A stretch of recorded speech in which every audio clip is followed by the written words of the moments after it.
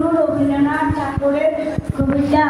মা গো আমায় ছুটি দিতে বলো, সকাল থেকে পড়ছি মেলা।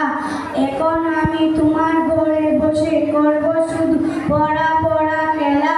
তুমি বলছো দুপুর এখন সবে, না হয় যেন সত্যি হলো তাই। একদিনও কি দুপুর বেলা হলো, বিকাল হলো মনে করতে নেই।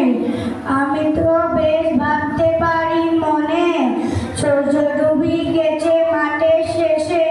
বাগদি বুড়ি চুপড়ি ধরে নিয়ে শাক তুলছে পুকুর পাড়ে এসে।